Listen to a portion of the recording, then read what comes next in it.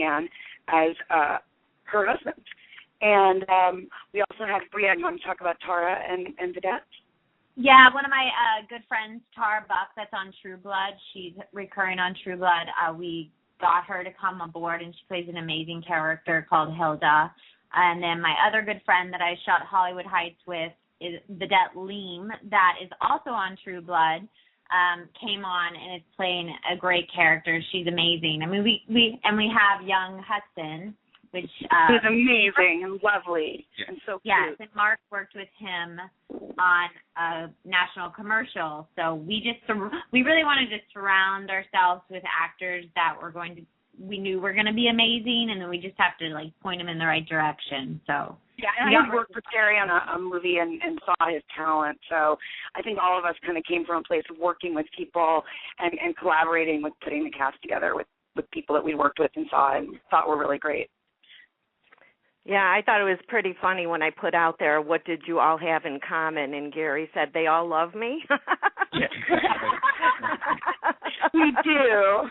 Well, I don't know. Sometimes. He's so talented. When Jen had when we were putting our list together of actors, I had my list and Jen had her list, and we looked at Gary's reel, and we were like, oh, he's amazing, and he's such a perfect fit for the project, and it was just, and actually same thing with Vedette and Tara, and even small cameos from Jen's mom, who plays one of the nosy neighbors, and Nicola, who's also helped out on production as well. So it was a small little cast. And I think it was only 7 actors and maybe 9 crew members. So it was a tight ship, and it was a great experience. Yeah, it was great, and I like the size of our crew on this, and it makes me want, most movies or series, your crew's anywhere from 30 people to 100 people, Right. And I really loved this size. It was really. There were people doubling up on their jobs, but it was efficient, actually, oddly. It was really, really efficient, and it was very close-knit, and I think everybody felt very close to each other. So there's something about that, if it's possible to keep doing things like that, and I think it is. I actually really liked the size of our crew on this. And you get to know everybody's name, You actually do. You get to know so much more. Yeah. Things you don't want to know. Right. Now, Jennifer, with being an actress, you've been in horror films, and this is your first time directing a movie of this genre. What has it been like as far as a learning experience for you? Well, it's the learning experience is first of all, more so it's been learning about myself. I didn't realize, I knew that I was controlling as a producer. So I think that's what catapulted me into wanting to direct. I was like, okay, let me handle this, and I definitely couldn't have done it without Mark and Brianne showing up with shot lists every day. Even though I was organizing what I wanted, they would show up with them typed up, and I would know exactly what I wanted. But my discovery for myself was how I actually did visualize things. I actually had a visual of what I wanted, which I didn't expect of myself. I just thought we were going to go, and I knew what the shot was. And Mark and I had talked about it, and we were going to go and do this. But I actually started seeing in my head what I wanted. And, I feel like we're making the movie that I wanted to make, which feels really good. And so it was more learning about myself and about my ability. And I think it's almost fed into me realizing that after, 20-something years of acting, I might have picked up a few things along the way. I've also learned a lot from my husband, who is just like a ridiculous truth meter, and that's been a huge thing for me, and I think that I realized more how much I've learned from him during this process too. So. Yeah, and it's a Blanc-Biehn production. So how did your husband get involved? Is it because the wife told him so? No, it doesn't work that way. I wish it did. But he actually is pretty crazy about, like specific. And now all of Lonnie's projects that we're involved with will be Blanc-Biehn Productions if it so fits, and there are a few already lined up. But what happened was he saw Mark and me and Brianne, and he saw the work we were doing, and he started to get involved in some of the conversations, and he realized that I never came to him about it, that we were just doing this, Mm-hmm. And he liked what he was seeing. He liked the efficiency. He liked the communication skills. He just liked the sound of it. He'd also seen an episode of Charlie Rose where he started to realize how much content is king right now. It's about churning them out, and if we can churn them out well as opposed to mediocre, that's an even better idea, instead of just having content, do them better and better and better and smaller and smaller and smaller and better and better and better. So he just had this thing in his head anyway from seeing that, and he really liked the efficiency of what we were doing.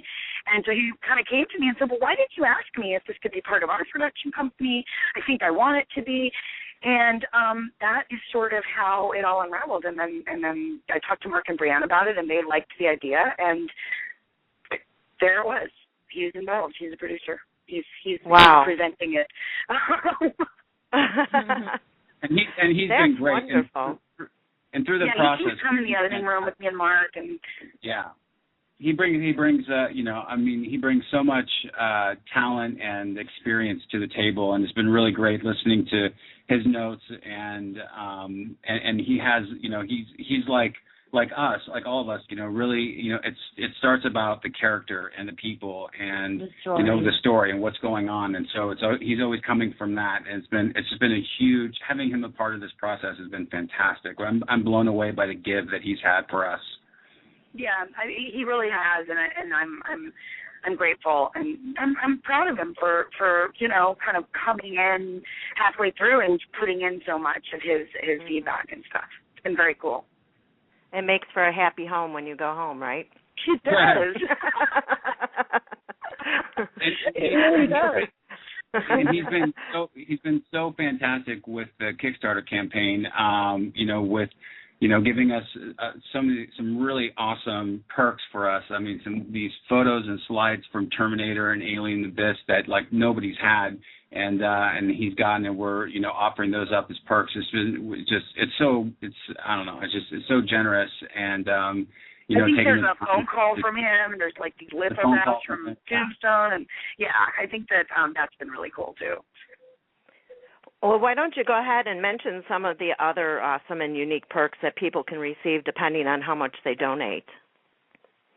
Sure. So some of it, like, even like a $50 pledge, you can get an autographed cast photo, the shout outs on Facebook, Twitter, on our website, including, a signed photo from Jen.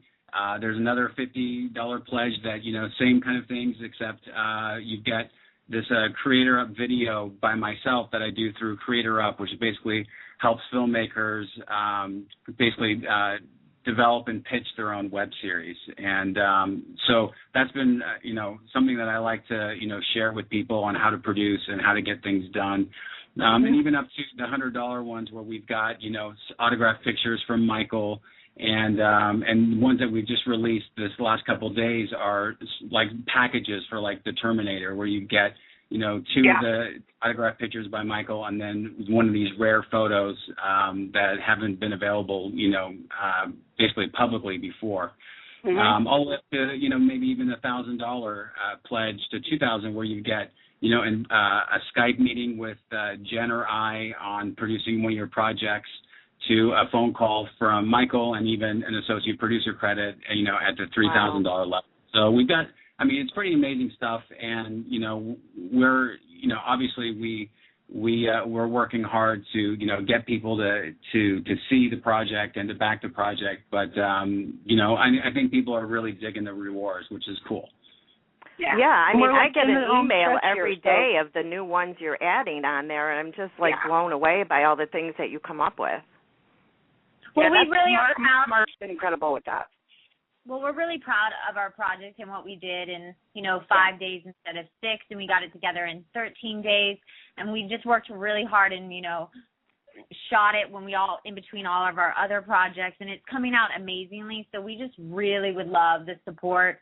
We're so close, and we're just reaching out, asking for help, which is really hard for all of us to do. Yeah, it's really hard for every single one of the three of us to reach out and ask for help, and we are asking for it because all of us are so we can do this, we can do this, we can do this, but we do need help. So we would be ever, ever so grateful, and we will. I am positive that whoever gets involved is going to be very happy that they are involved in this. I just know it. I say that with full confidence. Well, I think that since Woody Allen is now interested, maybe we should get this podcast to him and get him to donate. Right? Jen, you're in New York. You should go to his house. Find him. He may be interested in funding his own projects, but who knows? Let's get it over there. Yeah. Well, what location did you choose for the movie, too? Yeah, my house. Your house. Okay. That works. Yeah, I think maybe we'll choose Mark and Brianne's house next time, but no, it was because we thought Michael was going to be out of town, and we were just like, okay, let's just do this. This will work, We've gone through a couple options before, and then it actually turns out that Michael's plans changed. So Michael and I ended up in a little rental that Lonnie set up, and we all came to work every day. Oh, hey, well, that's good. Yeah. I mean, that helped save a lot of money right there, and that's why you could put so much more into what you were doing to make the film itself. Absolutely. Doing it at our own location, and keeping the crew small, and I mean that was a big part of it, and and it was funny. What is most filmmakers can relate to is, and you can even talk. I mean, I've even heard interviews with bigger directors like Steven Soderbergh or even Zack Snyder that when you have unlimited money, the creativity you can just it kind of just you lose some of that focus because it's unlimited compared to when you're restrained with how much money you have. Your focus is like, okay, so we have a 5-pound bag of sugar and we got to fill this whole movie into this 5-pound bag, and the creativity just explodes because you have to figure out a way how to do this. And Jen basically said, we have 6 days. We have a 6-day window. We can do it at my house, but we need to start shooting on April 4th, and we have to finish on the 9th. They're like, okay, so let's go. And that helped, figure out what the script was going to be as we were rewriting all the way up to, I think, 2 days before, just making sure that we had the best script possible, and it fit past we're like, no, it only can happen in 2 days. It has to happen over this. These are the changes. This is how we're going to do it, and this is how we can actually get this done and have it and be doable. Right. Well, as actors, I would imagine that you are used to using your imagination, and that helps with what you're doing to make the movie. Oh yeah, I think for sure, because it's definitely. Go ahead, Brianne. I'll let you take this, but it's definitely being creative. Oh no, definitely. I mean, I think it helps that all of us are actors and we all come from a very creative place, and not just the money or the whole vision of directing. Is that we come from. So the most important thing to us was what it was going to look like on the film. We everything else just revolved around that. And all three of us were really focused on that, different aspects at different times. So I think it helped. Right. Now, once the movie is funded, what happens next? Well, we are in the thrust of post, and we are going to be finishing our sound mix, finishing composition and music, finishing the edit's almost finished.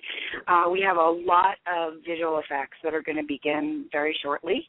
I think Mark knows the exact schedule, but basically then we go into figuring out what the distribution leg is, and I think we're going to have a lot of nice opportunities for that.